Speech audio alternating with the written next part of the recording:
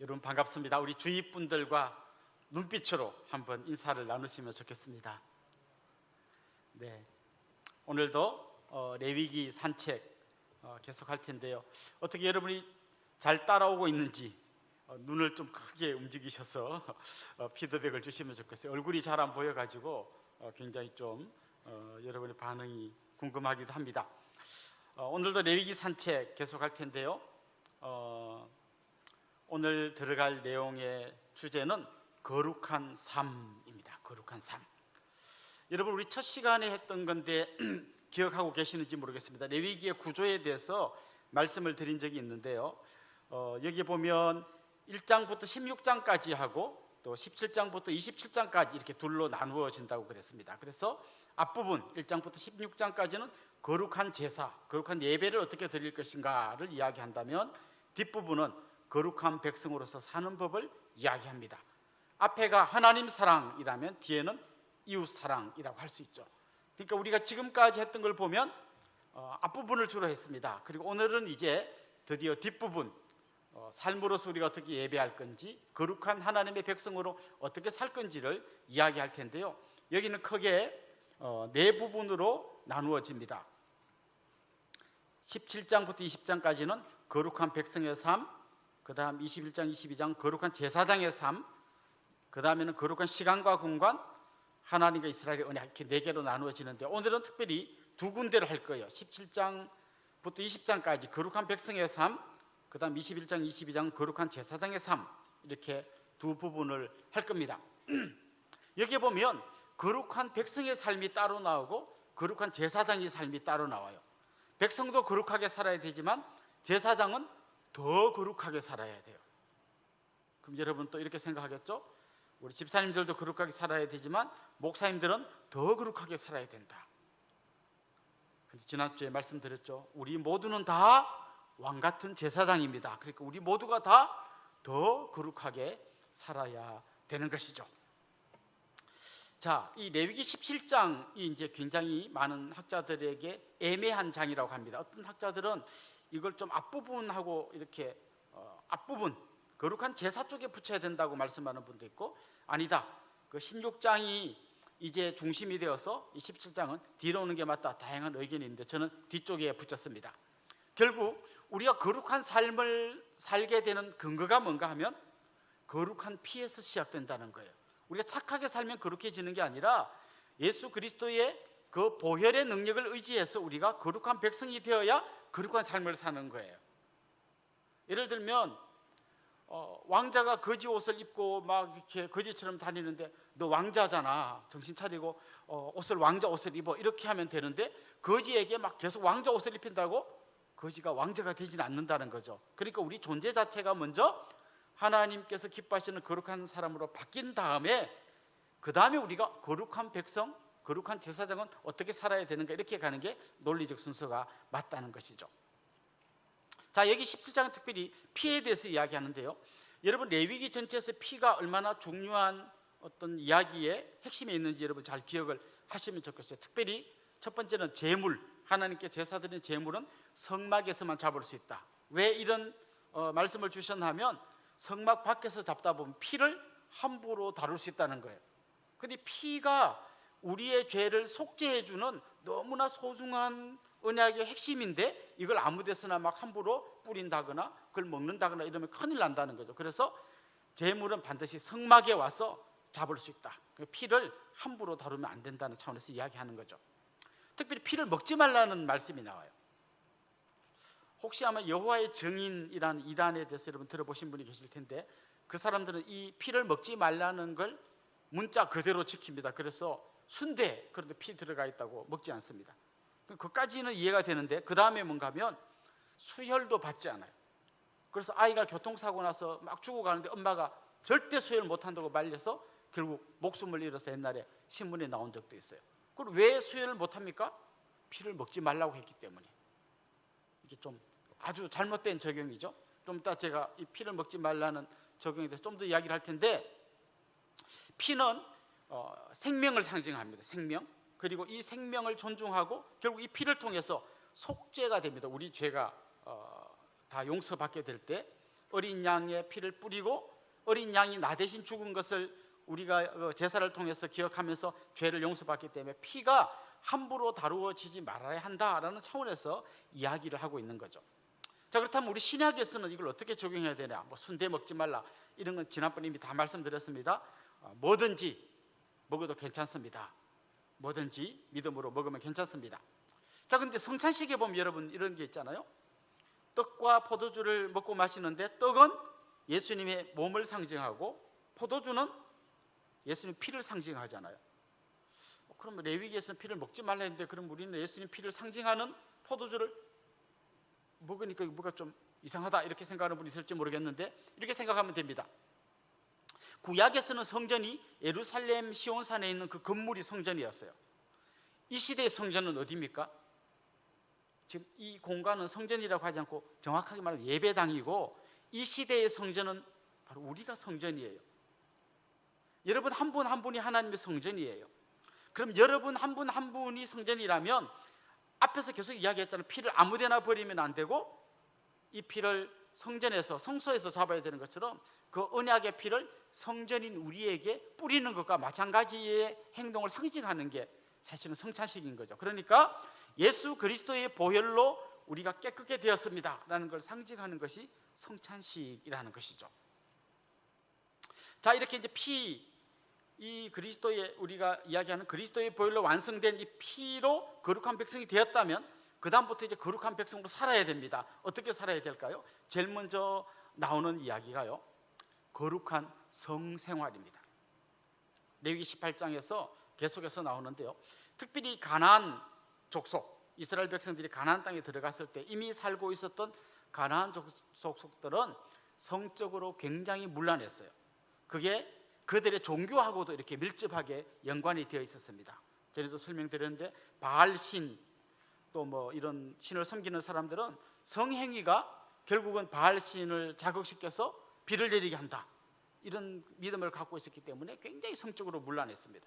그래서 이스라엘 백성들이 가나안 땅에 들어가기 전에 너희들 거기 들어가면 그 땅 사람들이 엄청 음란하게 살 건데 너희들은 그들 따라가지 마라 이렇게 미리 아주 강력한 백신을 지금 놓아주는 말씀인 거죠. 특별히 가나안의 성문화 그런 걸 따라가지 마라.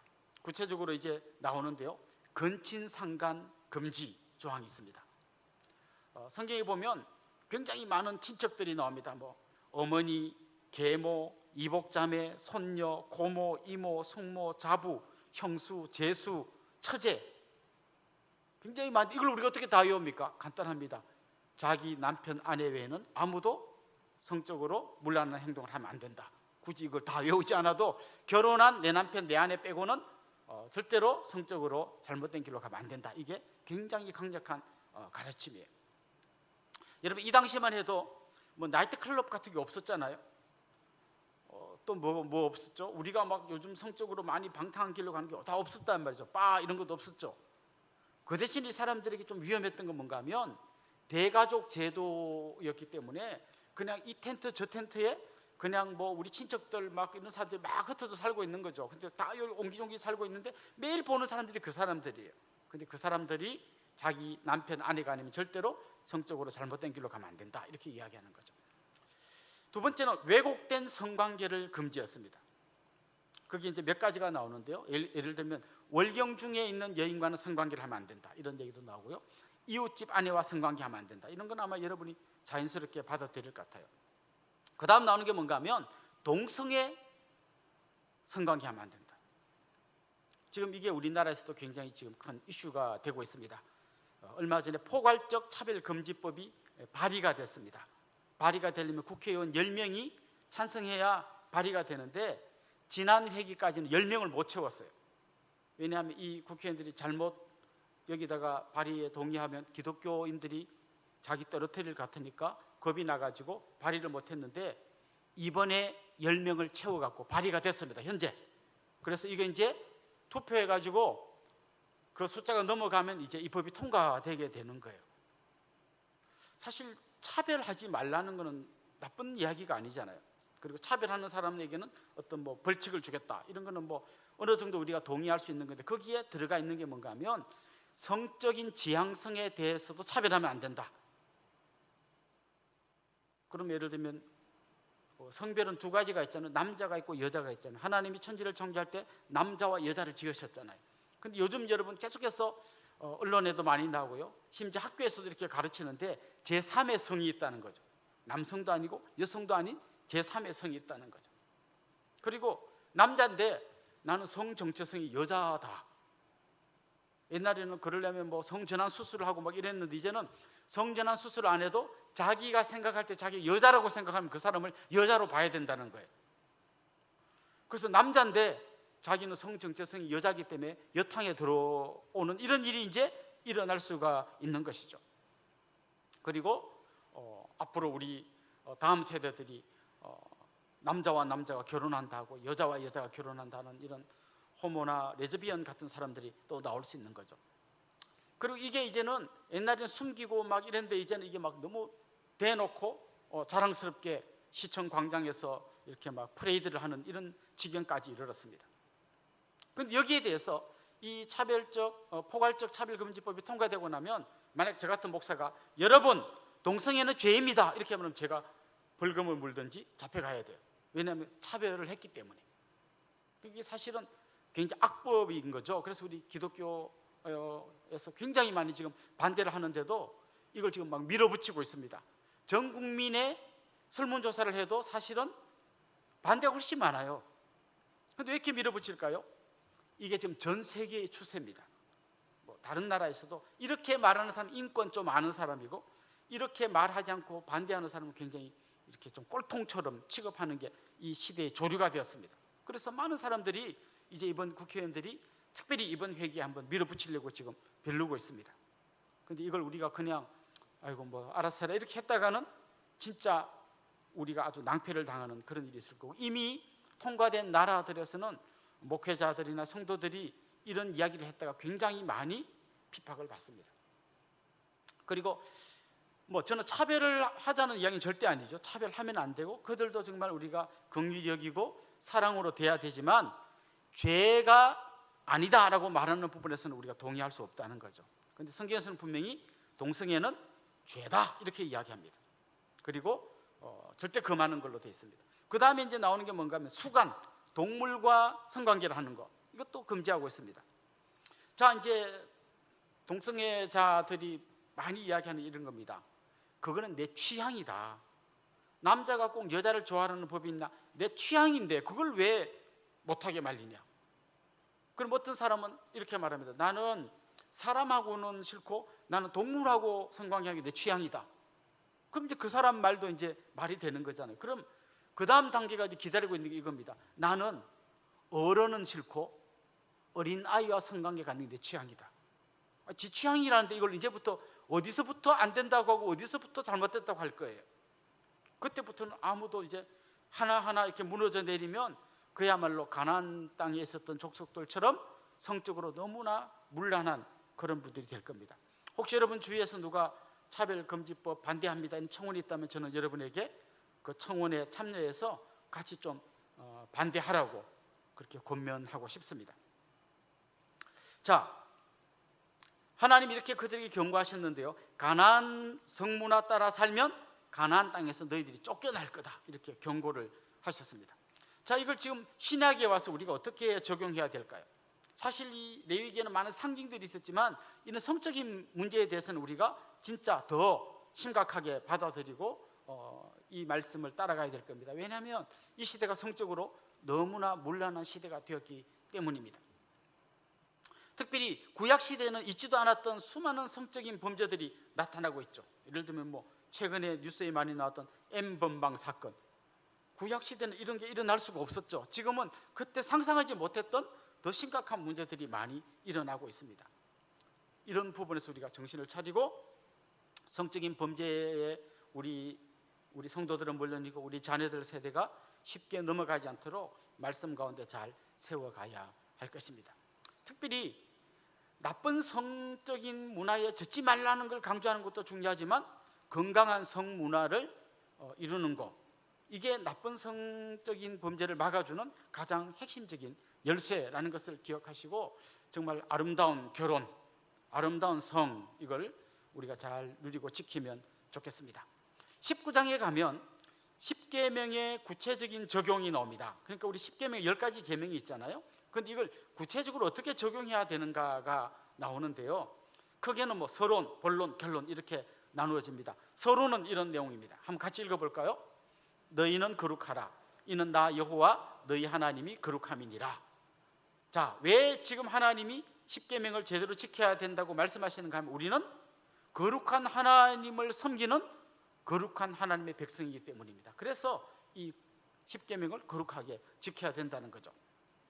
이제 본론에 들어가면 10계명 순서는 아니지만 10계명에 나오는 이걸 구체적으로 어떻게 지킬지를 쭉 이야기하는데요. 제일 먼저 나오는 것은 부모를 경외하고 안식일을 준수해라. 이게 제일 먼저 나옵니다. 워낙 뭐 여러분이 잘 아는 내용이니까 길게 설명하지 않겠습니다. 그 다음에 우상 숭배하면 안 된다. 이런 이야기도 나옵니다. 계속 본론으로 좀 더 살펴보면 화목 제물을 잘 처리해라. 이런 것도 10계명 준수와 관련해서 나오는데요. 여러분 5대 제사 이야기할 때 화목 제물의 특징이 있었잖아요. 화목 제물은 하나님께 제사를 드린 다음에 그 고기를 이웃과 함께 나누어 먹게 돼 있잖아요. 근데 그 고기를 잘 처리해야 된다는 거예요.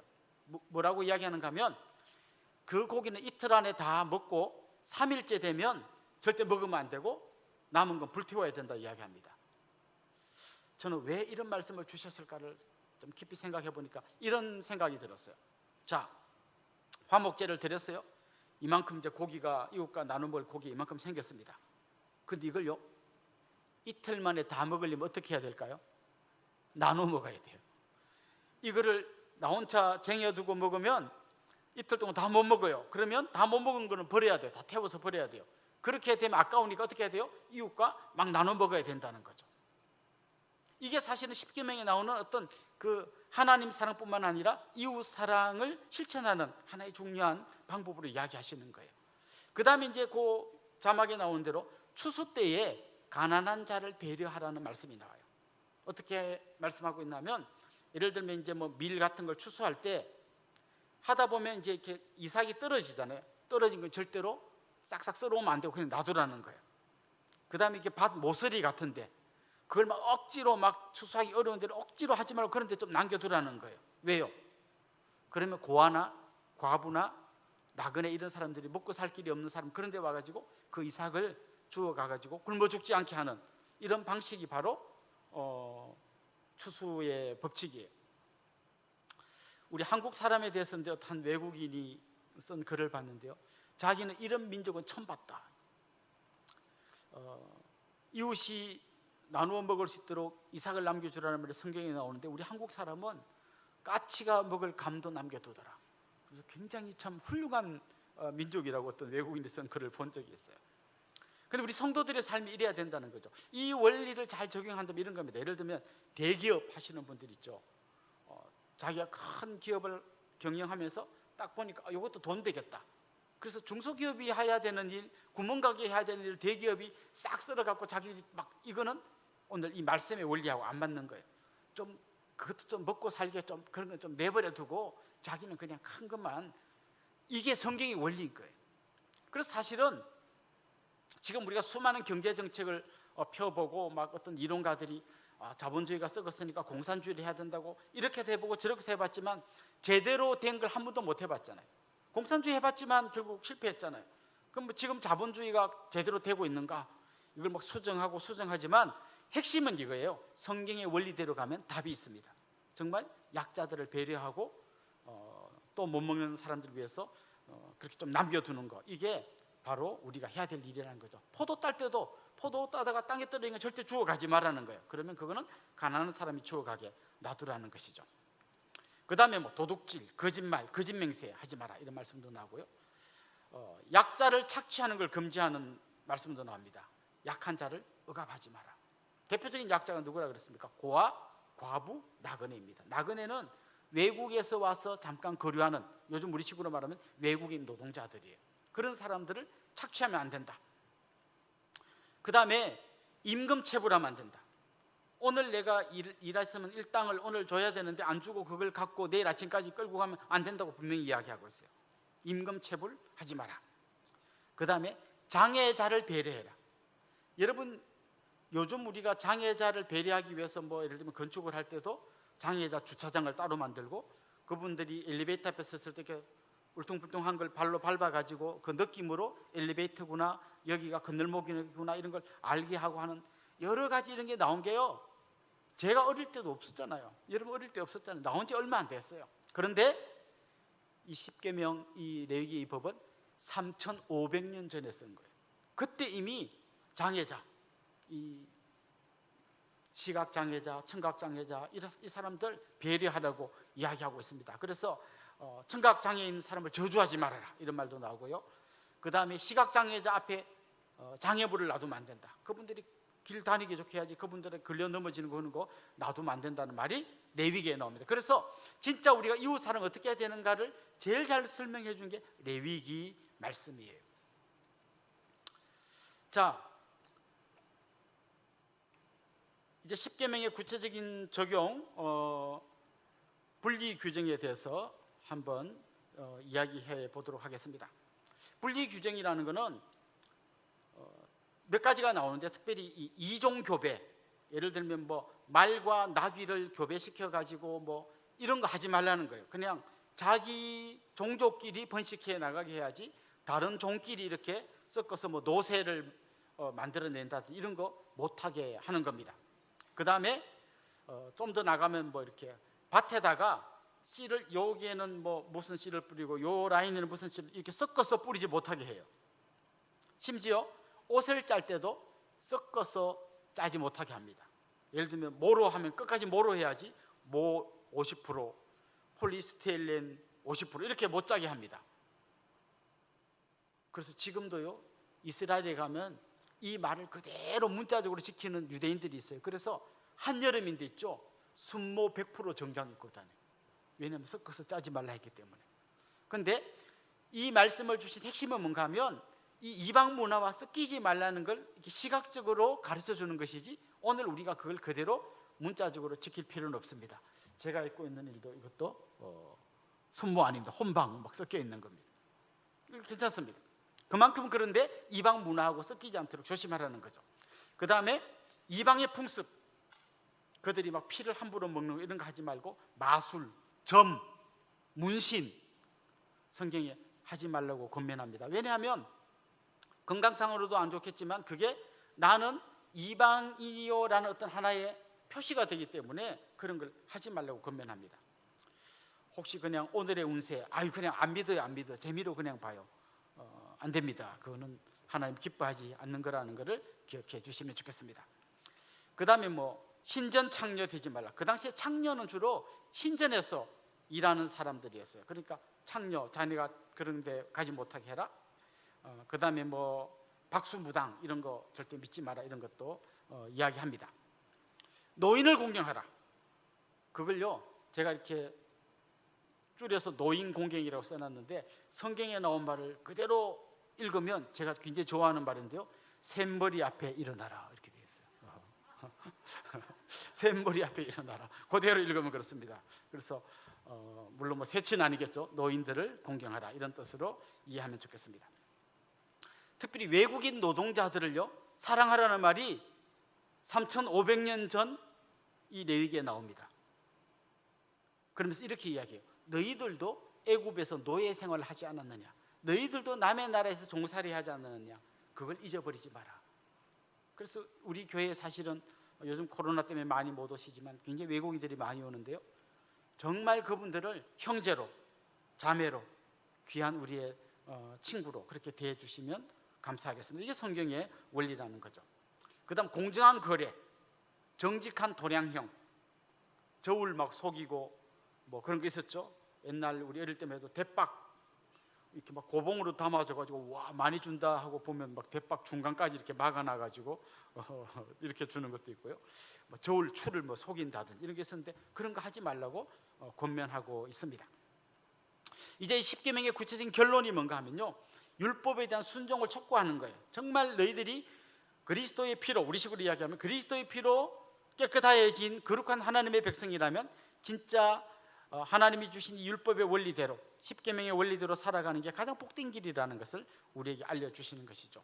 저는 우리가 조금 더 적용한다면요, 사회 정의에 대해서 우리가 좀 더 관심을 가져야 됩니다. 특별히 약자, 사회적인 약자. 그냥 우리끼리 예배 드리고 기도 잘하고 말씀대로 사는 것뿐만 아니라 레위기 말씀을 가만 보면 우리가 세상 속에서 어떻게 사회적인 약자들을 돌봐야 하는지를 다 이야기하고 있거든요. 그래서 그분들 정말 잘 돌아보고 그다음 이 음란한 세대 가운데서 거룩을 추구하면서 살아가야 할 줄로 믿습니다. 20장에는 거룩한 처벌이 나옵니다. 그럼 이 거룩한 계명을 안 지키면 어떻게 되느냐? 이게 이제 20장에 나오는데요. 뭐 몰래기계 제사한다든지 박수무당 그런 사람들은 돌로 쳐 죽여라 이런 말이 나옵니다. 가족 내 범죄, 부모님을 저주한다든지 이러면 사형에 처해라 이런 말도 나옵니다. 성적인 범죄, 간통, 동성애, 수간 이런 사람들은 사형입니다. 그 다음에 가족 간 성범죄는 사형이거나 아니면 백성 중에서 끊어지는 하나님으로부터의 어떤 징계를 받습니다. 이 말을 우리가 어떻게 적용해야 될까요? 신약 시대에 지금 그 당시에는 신정국가입니다. 그러니까 하나님의 말씀이 곧 나라의 법입니다. 그럼 잘못하면 사형시키면 되지만 지금 우리나라는 신정국가가 아닙니다. 그래서 이런 걸로 사형시키거나 그렇게 할 수 없습니다. 대신 우리가 거룩한 삶을 살면서 정말 이렇게 하다가는 내가 하나님 앞에서 죽을 줄로 알고 두렵고 떨림으로 거룩한 삶을 살아가야 한다는 것이죠. 자, 지금까지 말씀드린 게 거룩한 백성의 삶이라면 이제 21장, 22장은 거룩한 제사장의 삶입니다. 아까 말씀드린 대로 제사장은 좀 더 거룩하게 살아야 되는데 우리 모두가 제사장이기 때문에 우리 모두가 다 이 말씀대로 거룩하게 살아야 된다는 거죠. 거룩한 제사장들은요, 사체, 죽은 시체를 만지면 안 됩니다. 자기 직계 가족 빼고 다른 사람의 시체를 절대로 만지면 안 됩니다. 그러니까 이게 그만큼 더 거룩하게 살라고 이런 말씀을 주신 거예요. 그 다음에 뭐 창녀나 이런 여인과 결혼하면 안 됩니다. 신체적으로도 건강해야 됩니다. 장애가 있고 이런 사람은 제사장이 될 수 없다고 이야기합니다. 자, 제사장이 먹는 음식도요 굉장히 까다롭습니다. 스스로 구별하여 성물을 먹어야 합니다. 부정한 상태에서는 성물을 먹을 수 없습니다. 예를 들면 뭐 지난번에 했던 악성 피부병이 걸려가지고 아직 내가 부정한 상태에서는 그때는 성물을 먹으면 안 되고 이걸 다 정화한 다음에 성물을 먹어야 합니다. 거룩한 제사장의 삶, 그 다음에 거룩한 제물, 제물로 바칠 수 없는 짐승이 있는데요, 흠 있는 짐승은 못 바칩니다. 제사장이나 제물이나 하나님께 바쳐진 것에 대해서 보다 엄격한 기준이 적용된다는 거죠. 그러니까 아까 제사장도 장애가 있는 사람 못한다 그랬잖아요. 그것처럼 마찬가지로 하나님께 바쳐질 때 흠이 있는 제물은 바치지 못한다. 이게 그 당시의 법입니다. 요즘 법이 아니고. 그리고 또 좀 재밌는 것 중에 하나는요, 제물로 드릴 수 없는 경우가 아주 특별한 게 하나 소개되어 있는데, 출생한 지 8일 이내 짐승은 제물로 바치면 안 된다는 게 있어요. 왜 그럴까요? 아무리 동물이지만 그 엄마 사랑 좀 더 받아야 된다는 게 동물을 배려하는 거예요. 이게 성경에 많이 나오는데, 예를 들면 어미 새와 새의 알을 같이 취하면 안 된다. 새만 잡아오든지 알만 가져와야지 동시에 이걸 다 취하면 안 된다. 또 새끼 염소를 어미 그 젖에다가 새끼 염소를 넣어서 삶으면 안 된다. 아무리 동물이지만 이런 좀 지켜줘야 될 건 지켜줘야 된다. 그래서 요즘 보면 가끔 동물 학대에 대한 얘기가 나오는데요, 이미 레위기에는 이렇게 동물의 이런 좀 권리, 뭐 말이 좀 웃기는데 하여튼 이런 것들도 미리 좀 우리가 챙겨줘야 한다는 게 성경의 원리입니다.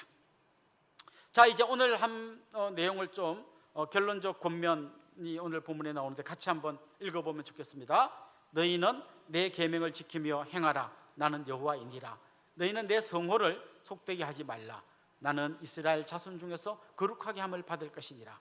나는 너희를 거룩하게 하는 여호와요 너희 하나님이 되려고 너희를 애굽 땅에서 인도하여 낸 자니 나는 여호와이니라. 이 거룩하신 하나님이 이 말씀을 주셨다는 거죠.